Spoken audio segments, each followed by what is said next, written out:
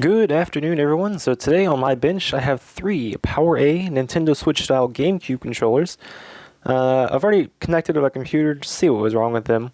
The Pikachu one, you can kind of tell if you look at the analog stick. I'm just barely touching this, and it's got all this movement right here. So I think this analog stick is going to be replaced. Not just the thumbstick too. It's very darkish brown.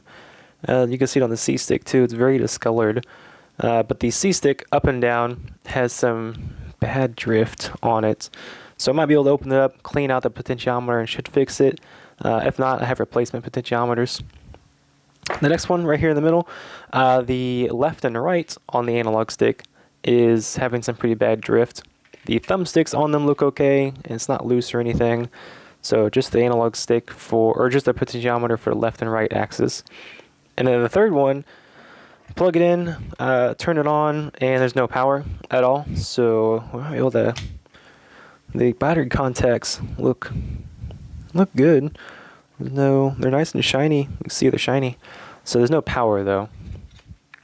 But I'll leave this one for last, as it might take significantly longer. The yellow one for sure. This is going to get opened up and cleaned. See this brown line right there? That's where the two halves of the shell come together.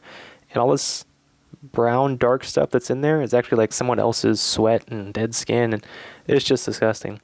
So this is going to be mine for my personal collection, so I definitely want to crack both of these open, clean them out, sanitize them, make sure they're good to go. Okay, all set up. Start with the Pikachu one first. These are not Nintendo, or controllers straight from Nintendo, so they don't use a Y screwdriver, Y screw. They just use a standard Phillips. So I'm going to grab my Phillips bits. Let's see, this one good? Yep. I like to use electric screwdriver just because I have opened so many controllers and so many consoles that the turning motion of using the manual one just started to wear me down. So hopefully this isn't too loud, but I'm going to go ahead and take this part. And then I've just got a magnetic mat behind me. I'll just leave all the screws there. That one's a little bit too low.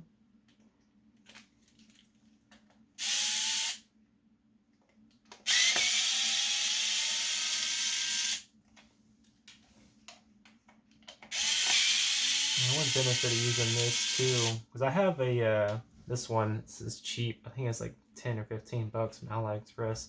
I have the WoW stick. Was it Xiaomi or something? The WoW stick, which I know is kind of nice, but it does not have a lot of torque to it. So I'll switch over to something like this. A lot beefier, a little bit easier to use. And then I'm just going to grab a very small Phillips head, because these holes are a little bit deeper, just to get in there, crack these out a little bit harder.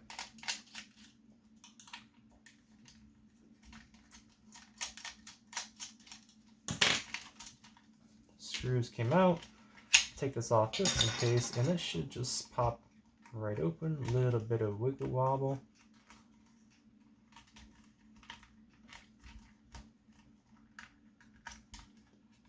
I don't remember these being clipped together or anything, but it might be right there in the center. Yeah, you can kind of see the crack. It's a little bit harder to come apart. So let's grab a little spudger. We'll spudge this bad boy apart. Pry it open a little bit. Spudge that down right in there. Spudge it down right there. Ooh. I'll do the other side. Hit it from both sides. There we go. Spudge it right in. Should free it up.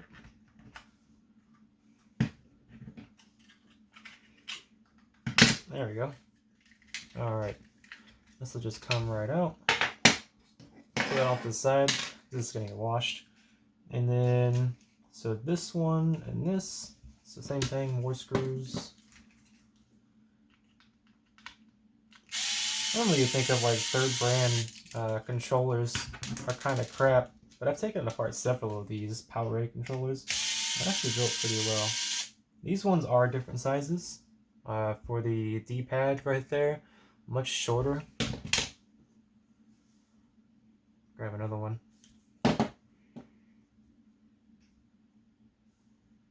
You can see the regular ones that were holding the case together on the right, and then the D-pad one here on the left, much shorter. So I can just put that one off to the side so I know it goes there. Same thing, there's two for the D-pad, and there should be two, one right here, one right here. Holding the elastic this in.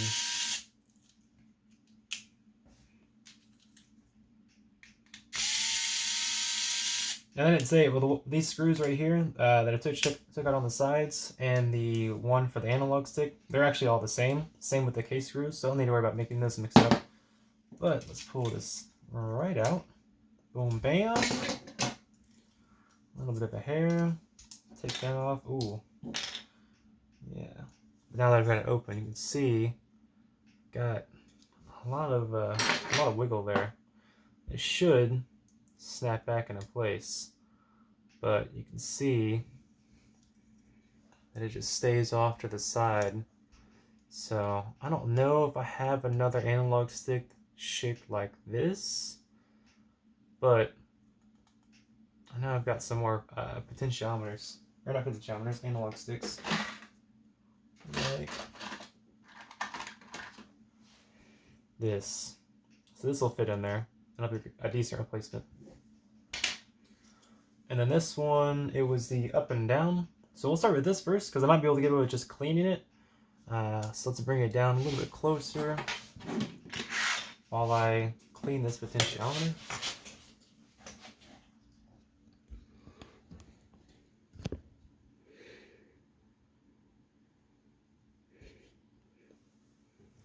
There you go. How's that look? Beautiful. All right, I'm going to pry this apart just a little bit. There we go. Oh, it's very tight. We'll see if I can get it down. Pull this out. And then it's very dirty. So let's go ahead and clean that up with a Q-tip and some isopropyl alcohol.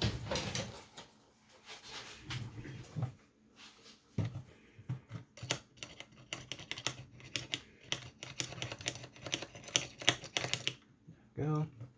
This is just like some, I think 93 or something percent, 93% alcohol.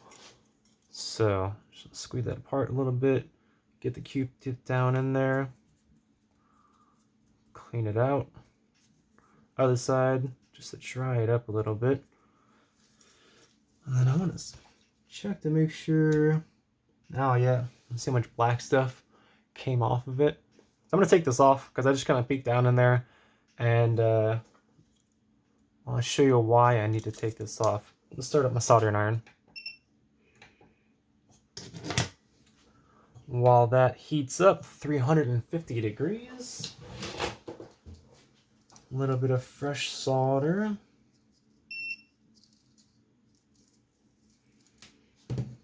I see people talk about this before where they're like, oh, you gotta add some new solder to it because the old ones, it's all old and dried out. It just makes it easier. You don't actually have to add any. In fact, I won't. I hate when people say that, like, oh, you gotta do it because it's old and dried out and you need to be able to, you gotta just put some new stuff on there. The biggest reason why you want to add new solder to old solder is because all modern day electronics are lead-free solder. And lead-free stuff has a significantly higher melting point. So what I have is 6337. That's 63%, 37%, or 63% tin, 37% lead. And that just lowers the melting temperature and makes it easier. But I've got a solder sucker here. Soldering iron set to 350. It's a little bit of a weird angle, but I'm gonna go ahead and heat it up. All these pads.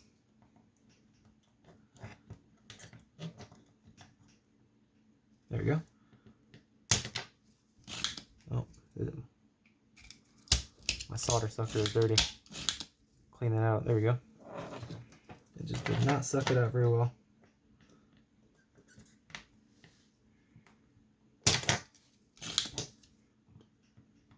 There's one.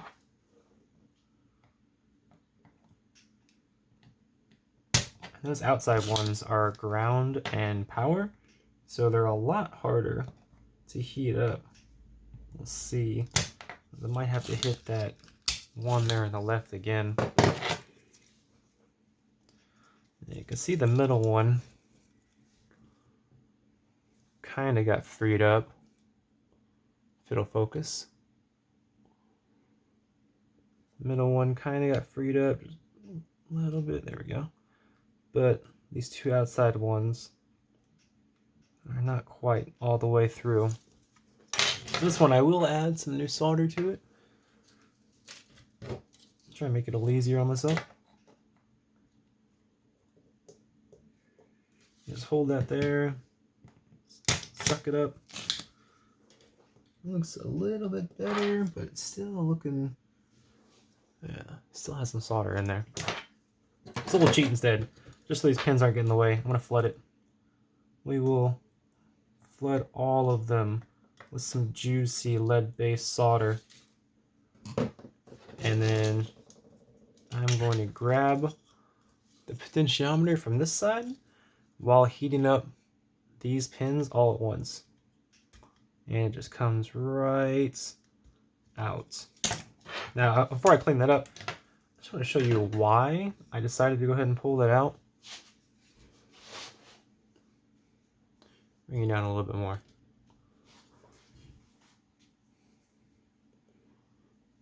Okay, where am I at? Where am I? Right there. All right. So you see this inner ring? This inner ring right here. It's all black except for, you see this slight discoloration. Almost whitish yellow. It's actually on both sides with the shadow. This is a carbon track. And you see this discoloration? This is where the carbon track it broke. So something happened, maybe something got in there, maybe they got a little bit rough, or this is just a not good quality potentiometer. That's what this is, potentiometer. And so that carbon track just broke as it was being used. So there's no contact there. And that's why I was having that drifting issue on this side. So there's no saving this. This one's just going in the trash. And as well as its little contact thing there. But now that I've got that pulled out, it'll be significantly easier to remove this solder. Make sure you're in view. Ooh, nice and clean. Middle one, nice and clean. Outside, nice and clean. And then I will grab a replacement. I don't have any orange ones or anything like that, so I'm just going to use one of my standard green ones I probably stole from some Xbox controller. And it'll just slide right in. And make sure the holes match up. What should I do? Alright, slide it down. Ah, it's hitting on these little nubs right there. Let's just snip those off.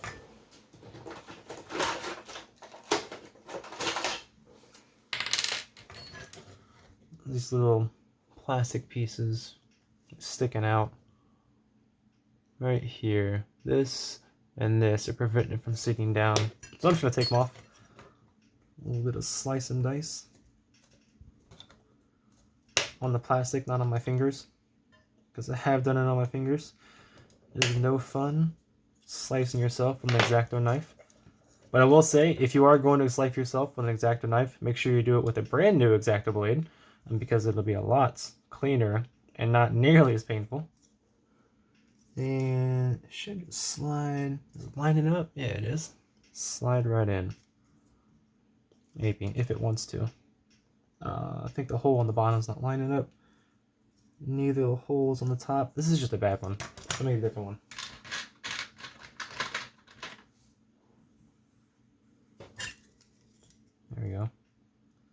I must have taken that one from like a PS2 controller or something. It was just not the right size. So snap right in. Maybe if it wants to. Grab pliers. It helps sometimes be able to leverage it. This should go. Yep, there we went in. And this side. Hit this side again. Alright, cool. And it's in. If we look at it, I'll turn it. You can see the little contact thing moving up and down. Now this one's a little more difficult because I don't have any of these style controllers or analog sticks. And I doubt I could fix it. If I were to fix it, I have to take it apart completely. But let me go check my junk drawer. So I've got another PowerA Nintendo Switch style controller. Let's take this apart.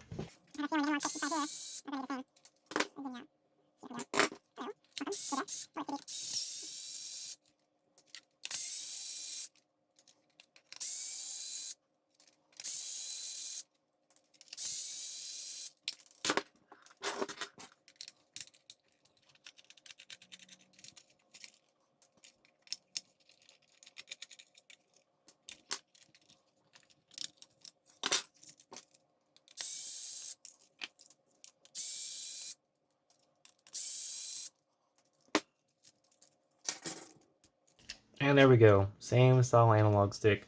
So I think I'm gonna take the entire thing off. No, I think I'm just gonna take the center out. I will leave the potentiometers on this board and I'll pull it for something else.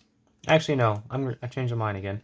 I'm gonna take the entire thing off, and then I'll just save the extra ones because the up and down and left and right on this was just fine. It's just a lot of messed up right there in the center. So I'm gonna take this off and it will come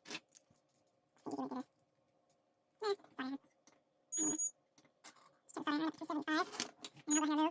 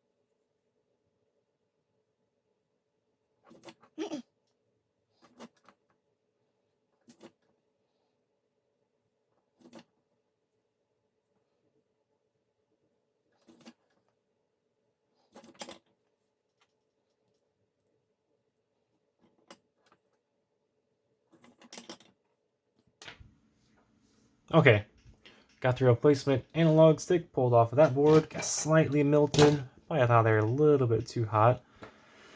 But I need to take this one off, and this is held together right here. There's a screw holding this piece on, preventing me from actually getting the analog stick. So one more screw. And pinch these together to pull the Z button out, or L1, whatever you want to call it. That slides right off. And I'll use hot air for this one too, and then we'll clean up the holes. So I'm adding some fresh solder, not because it's brand new solder, but because I can tell that the PowerA used the lead-free solder. So I'm gonna add my tin lead mix, 6337, just to help lower that melting temperature, so I can use the hot air gun. And this does not have to be pretty. I am just trying to get some solder to flow onto these contacts. All of them. There you go. So same thing. Hot air. Hit this lower. Hopefully it doesn't melt those wires down there. Should be okay. If not, I'll just run your wires. 23. 3 contacts. One for the L1. One for the R1. And then ground.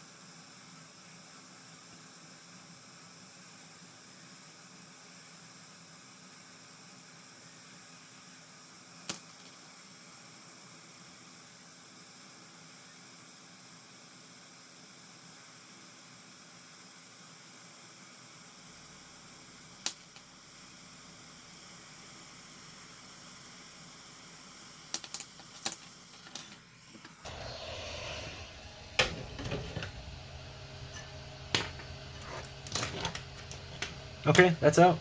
Same thing. I'll clean up these holes, and then I'll be able to slide the new one right in.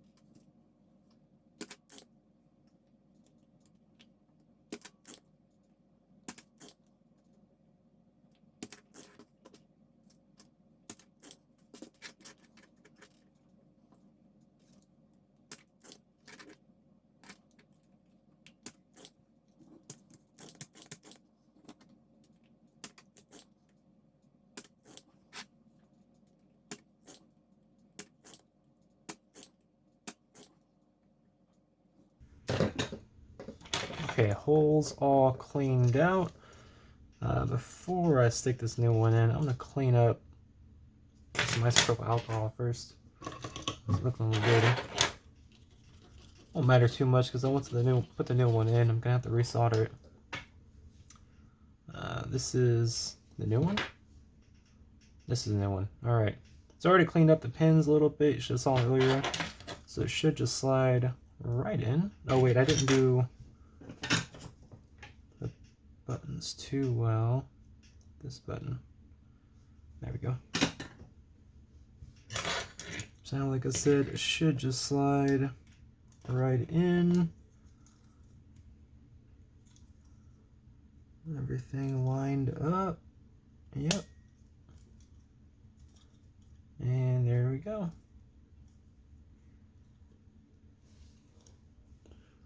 And just fine. So, same thing. Now we soldered it in place. It doesn't matter what order you go in.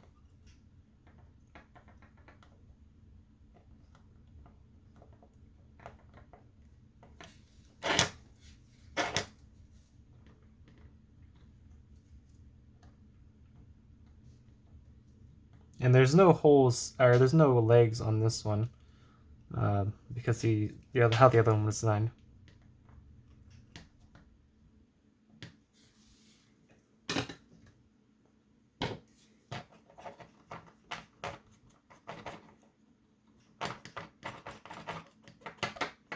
Alright, cool. Now that I got that in, I can come back and solder this one into place. I left it unsoldered on purpose because I knew it was going to replace the other one. Clean that up.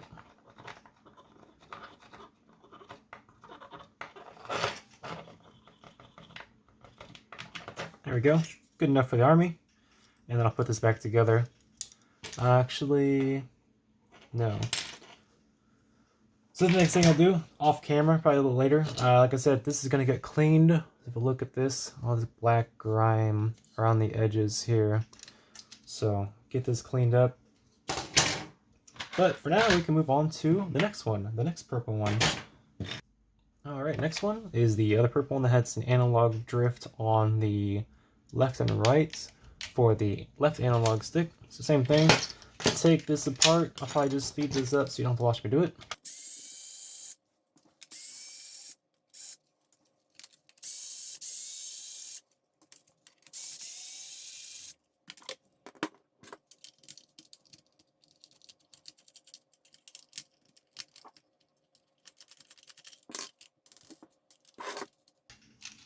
Alright, that one's a little bit easier.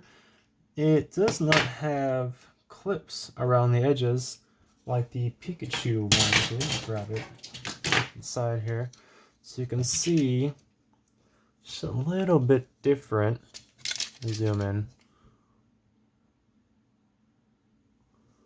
And you can see the Pikachu one has some clips right there, whereas the purple indigo one does not. I suspect it's because the purple indigo one was one of the earlier releases of this style of controller, and the Pikachu came out later.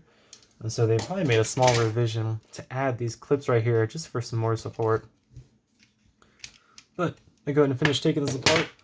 The 2 screws here, and then 3, 1 here, here, and here.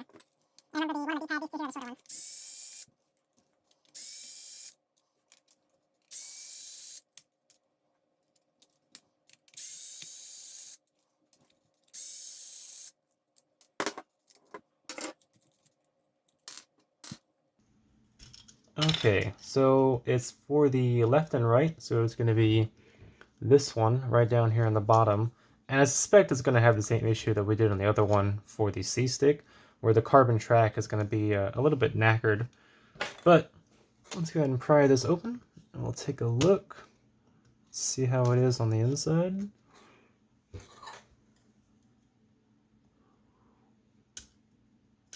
Get that out. There we go. And I'm just taking a look from my side. I think you'll be able to see down in there. No, probably not. But it looks clean. It doesn't look like it's been eaten through. So, the same thing I tried to do earlier. I'll grab a Q-tip, a little bit of isopropyl alcohol, and then we'll just stick it down in there, move it around a bit, and then pull it out. You can also sometimes tell when you know it's gone, because see how I pull it out there, and that Q-tip isn't too bad. But when I used this one earlier, it's all that black stuff there. That's the carbon. That's from the carbon track. And this one's still pretty good. Use the dry side just to help clean it up a little bit. It's not bad. And then this little metal piece, the connector, or whatever it is, I'm just gonna get in there, just wipe it down, hold it with one finger so it doesn't move away, and then kind of just wipe it. And then dry. Okay, that should be good.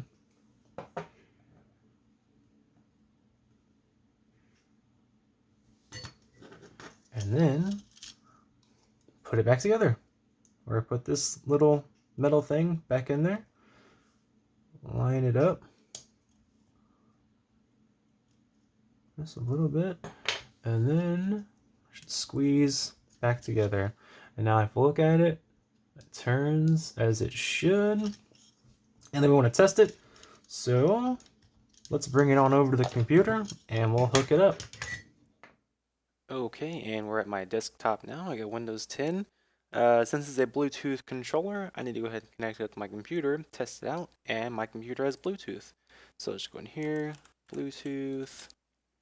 I've already got it on, so we'll just add a device. It's a standard Bluetooth controller, and I'll click the sync button, or really any button on these controllers. I'll put them in the sync mode. Start up, and this is the one I want. One that popped up at the bottom, Lick Pro controller. It's syncing, connected. You heard the little chime, which is kind of loud. I'm gonna turn that down. And then you can use. There's different software out there you can use to test controllers. But if you Windows, you can go into your start menu and just search for joystick. and you'll find the Setup USB game controllers. I'm going to open that up.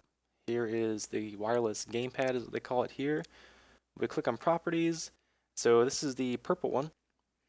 So we had an issue with the up and down. Nope, the left and right. Which one was it?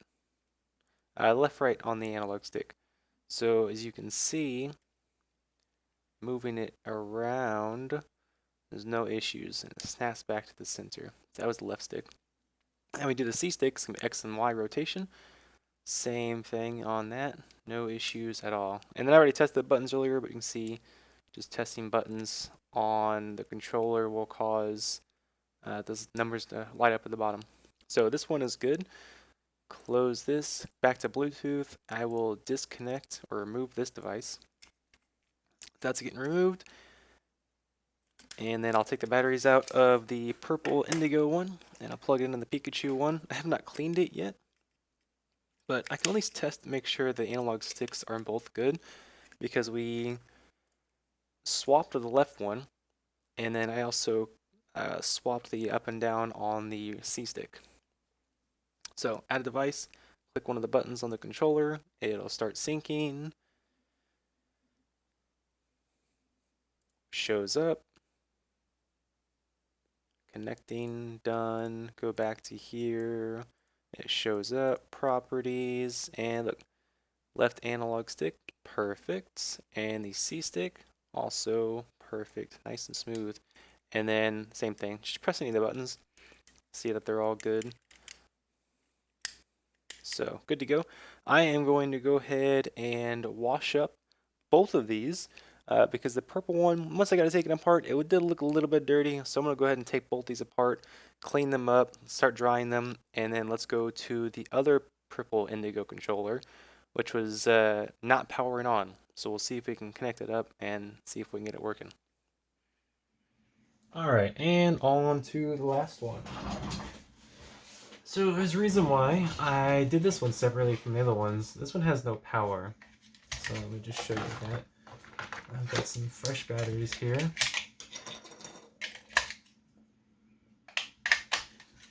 And then when I try and power it on, press the sync button in the back here, or really any button, try and press any of the buttons, it should start flashing up here. But there's nothing. And the reason why I'm doing this separate from the other ones is because I might not be able to get this fixed. And it's not because I suck at fixing things or I only work on easy things. It's because, as you saw with the other ones, PowerA uses a black solder mask for their PCBs, and it makes it extremely difficult to try and follow traces, as well as you can see the antenna here, which means the main microcontroller, the Bluetooth microcontroller that does everything, is actually under this section at the right here. And so there's two PCBs that are soldered together. I'd have to unsolder this top one just to get to that chip, and even if I got to it, I still might not be able to see what the actual issue was. So hopefully it's something simple. I don't think there's a fuse or anything. Maybe there is. You can see it. And bring it down.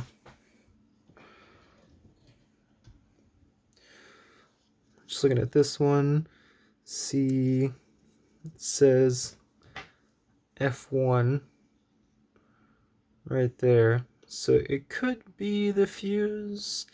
Highly doubt it though. But let's go ahead and take it apart and apply some power to it and see if we can start following the voltages.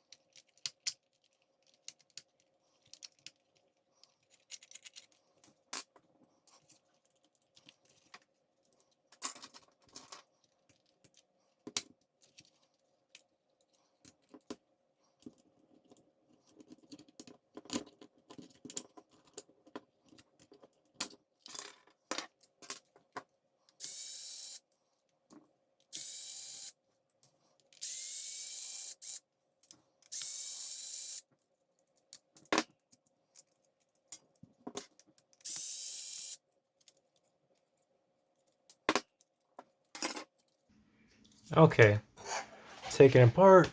Let's zoom down. All I'm going to do is turn my multimeter on into diode test mode off to the side. I should be able to hear this whenever I touch my probes together. Get that beeping sound. So we're just going to check to make sure that I actually have continuity through this fuse. And we'll see if this is the issue. And you can hear we do. So the fuse is fine. And I doubt there's going to be anything obvious. Giving a look over, I don't see anything sticking out. Nothing looks like it's burned. Nothing looks really corroded. This looks a little bit dirty, but that's probably just flux. So the next thing we'll do, I'll just connect 3 volts to it. So the flat side is positive and the spring side is negative. So I'll just connect up 3 volts and then see if we can look for where the voltage goes or doesn't go.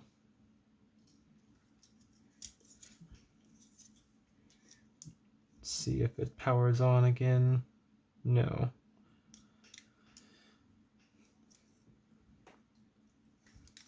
First thing to test then, do I have 3 volts coming in from my power supply?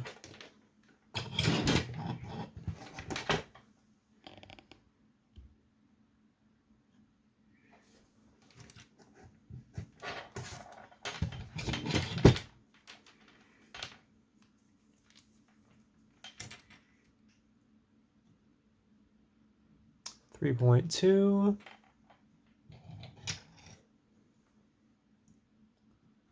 So yes, 3.2 volts. Now let's see what looks suspect. Well, the other thing I can do is we can try the OWI test, as Lewis Rawson calls it. I can't get to that Bluetooth chip underneath the PCB, but maybe any of these. No, I don't think so. So these transistors over on the side are probably just being used to control the 4 LEDs, since there's 4 transistors here. It looks like they're all resistors. So one's going to go to the LED itself, another one's probably going to go to the gate, and then the third one, I'm not sure where it goes to. Just look on the back of it. There's nothing on the back of this top board here. Well, let's see about this chip over here. Just touching it, no, stone cold. I'm not going to put a whole lot of time on this circuit board, troubleshooting it, only because I have a bunch of these PowerA Nintendo GameCube style controllers, so I'm not too worried if I can't fix it. And even if I can't, it's still good for parts. But let's just go ahead and maybe we've got a short to ground. Disconnect power. Another thing I could test. We'll set this in the ohms mode. And then I'll just go across. This capacitor looks pretty easy to get to. And we'll see what kind of resistance rating we're getting. That is 12 megohms, which is definitely not a short to ground, so that's perfectly fine. Transistor, the fuse, A3 or J3Y, I'm pretty sure that's just a MOSFET.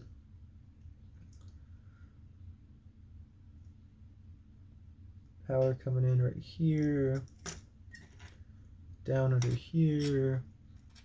Said I can't get to that. So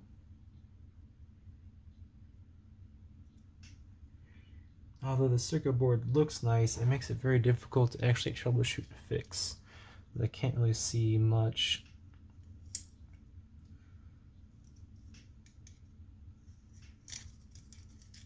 And I don't want to take this off. I'm just lazy. And I only paid like $10 for this, so I'm not worried about fixing it or not. Well, another thing, let's just see if we get if we get power to this little chip over here. I don't know what it is, but considering it's so close to these buttons and it's not next to a Bluetooth controller, it could be some kind of power regulation. But I just kind of want to say doubt it. It might be another chip used for analog readings, since there's 2 analog potentiometers. Everything else is digital. Yeah, digital buttons. But let's just connect power. Let's see if we get anything over there.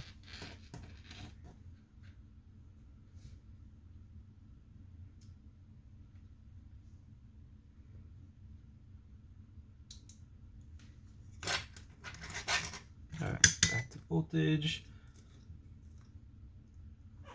It's 3.2 still. Ground is this one. Let's see if I get anything over here.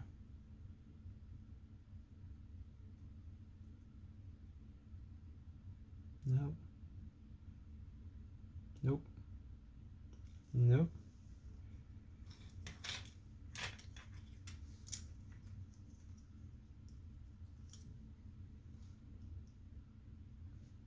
Nope. Nope.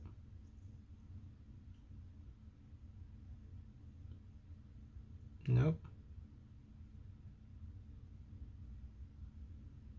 And no power getting over here. Interesting.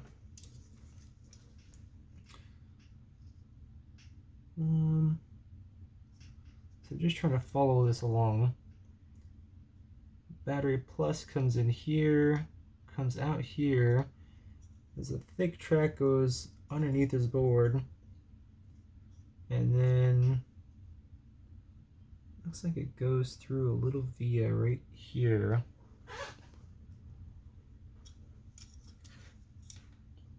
I have to desolder something in order to get to it, or unscrew this piece back here to get to it. Am I getting voltage on the fuse? On the other side of the fuse. Sure, I have connectivity through the fuse. 3.2 volts. What about this right here? Nothing. Nothing. Nothing. Nothing. Nothing.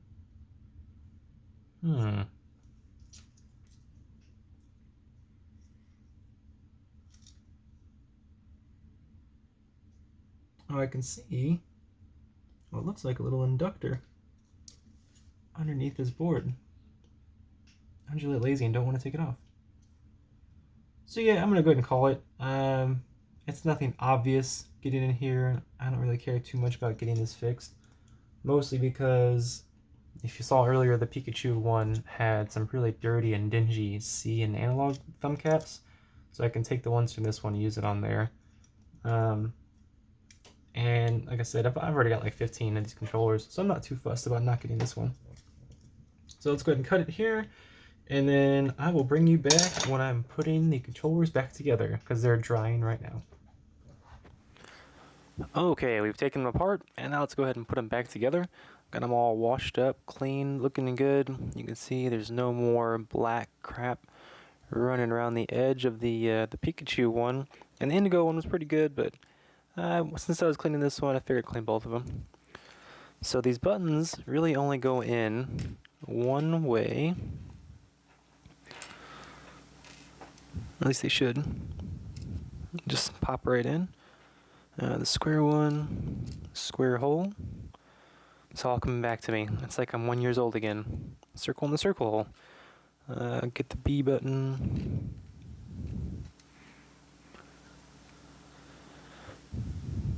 Goes in here somehow. I want to say like this.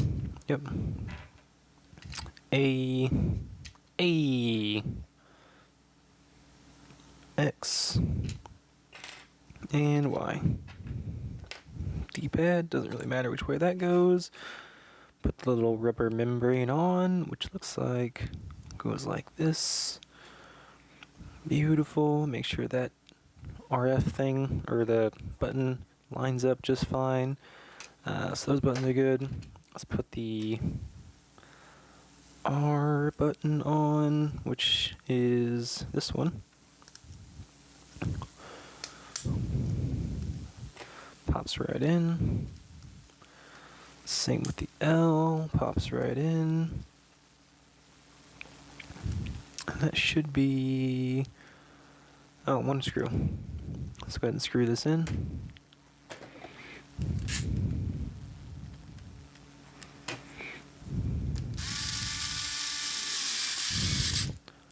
Hold that in place. Actually, that might have been the wrong screw. Yeah, it is. You can kind of see it's sticking up on this side, but not on this side. So that one was a little bit long. So you can pull that back out. Oops. Right? This one. Which one is the right one? We'll go with this one.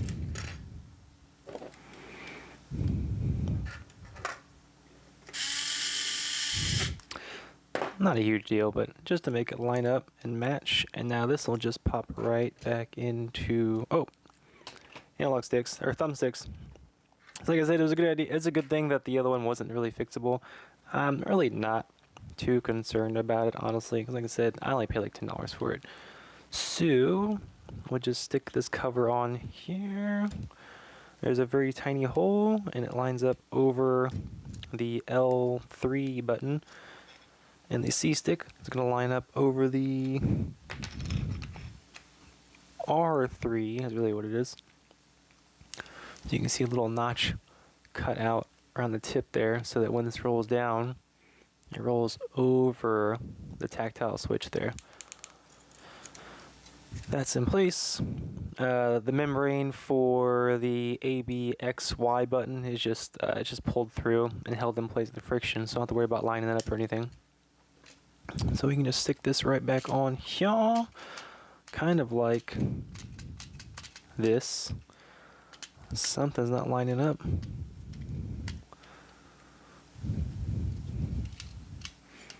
Maybe. Something is not lining up. Oh, it's probably this button for the sync button. A little plastic piece. Make that. So let's put this in at slight tilt. And there we go. Slid right in. And now we can get the screws in. I need 2 short ones, and then 3 longish ones. The 3 longish ones to go on either side, and then 1 for the C stick. So the C stick here first. It's one of the longer ones. And then 1 on either side.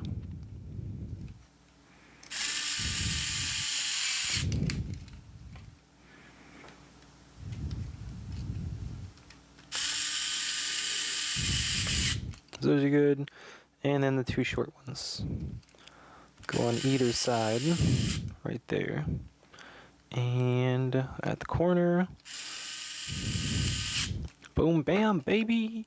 And you can look at that too. All the buttons pressed just fine. And this is gonna slide right over here like this. If we look on the back, the battery contacts should line up so they slide through the little slots there, and they do. And it should clip together. Clip together.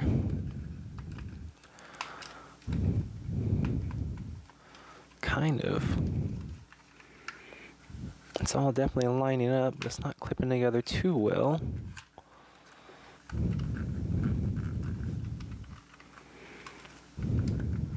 It's hitting something.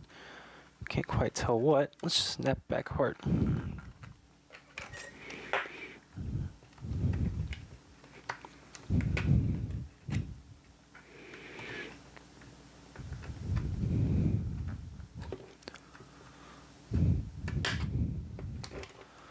That side is the one that's bad, but this left side was good.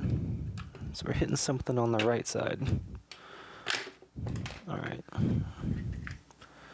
Is something misaligned? Oh yes. you can tell here the R2 is kind of sticking up from the little board there. So that needs to get slid back in, because if you compare it over to the L2 button, you can see the PCB goes down all the way to the edge there. So this one is not quite lined up as well. At least I think. Oh, or maybe that's as far down as it's supposed to go. And it looked like it. Oh, okay, I was wrong. I was definitely wrong. They did that because of the height. They had to raise this one up because of the analog stick, the plastic part. So what else could it be? I'm not sure. I doubt it's this little ribbon cable. We'll just lay that flat a little bit. Nothing's really sticking up. Maybe I didn't have it lined up very well. Let's try it again. That feels better. Does it snap together? It's not really snapping together. It's still hitting something. I can't tell what though. If I just use unnecessary force. Nope. Unnecessary force isn't really going to help. And now it's snapped together.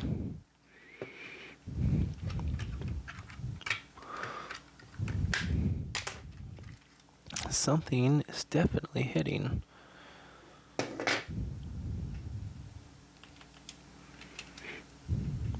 Nothing looks off at all. All the buttons are lined up here, even this one there. Must not be doing a very good job lining this up. It seems okay.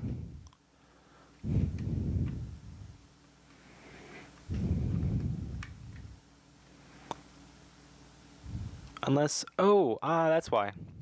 This screw's in the wrong spot. Yes, that's towards the outside. This is for the outside case to hold them together. So this one is supposed to be in this hole. Now it'll slide together. Happens every now and then. Little oopsie poopsie, and now it should all snap together. Nice and easy. Much better. And now we get all the little case screws. There's 6. And then those 2 on the back I'm not going to be able to use my electric screwdriver for.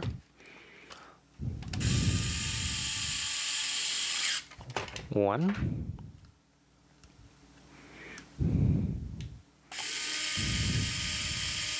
Two. Sorry, I couldn't help it. There's a YouTuber I watch called JRose11, and he does the count drag count every now and then. So if anyone's out there is interested in watching Pokemon videos, JRose is pretty fun to watch. Let me magnetize my screwdriver here. See if we get one of these little magnetizer, demagnetizer. You just shove the screwdriver in there, turn around a little bit, help the screw stick to your screwdriver, and make screwing them in these holes a little bit better, a little bit easier. And then another trick is, if you watch that, it's harder to do it on the small screwdriver, but you can rotate it to the left until you hear that click. And once you hear the click, you then screw it in. This way you're not making new threads in the plastic, and you're just reusing the threads that were in there when the screw was first put in. And this is some pretty tough plastic with a really small handled screwdriver. There we go. And we'll do the same for the last one. Shove it in, turn to the left, click, and tighten. Alright, that one is together. We can just confirm that it's working. I've got some batteries off to the side here. Battery, press the button, and lights flashing. So this one is good. I'm ready to connect it to my computer, so I know the drift issues are gone. Battery cover on, one controller completely done, and the last Indigo one. You've already seen me do this, so I'll just speed right through it.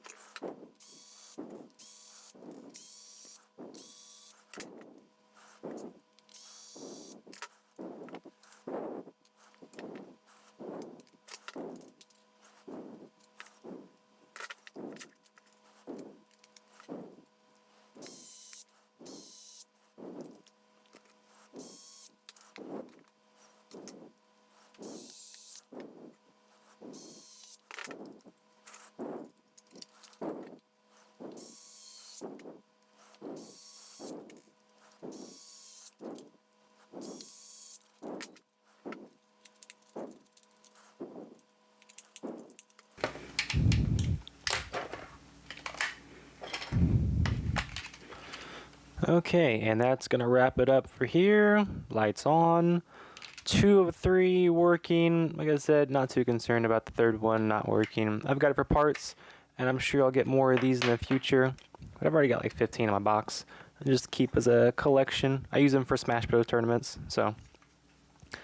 That's gonna wrap it up for here. Hopefully you all enjoyed it. This is the first time I'm doing something like this. I do a lot of stuff. Electronic repairs, console repairs, controller repairs in my free time for fun. And I just figured since I enjoy watching other people do it, I figured I'd go ahead and throw up a camera and microphone and record myself doing it. So hopefully it sounds okay. I tested out a few microphones before starting this. This one sounded pretty good, but I might still look out for a better kind of microphone to use and play with. But let me know what you all think down in the comments. If you had any feedback, I'd appreciate it, because I'm just kind of doing this for fun. Thanks again, y'all. Take care.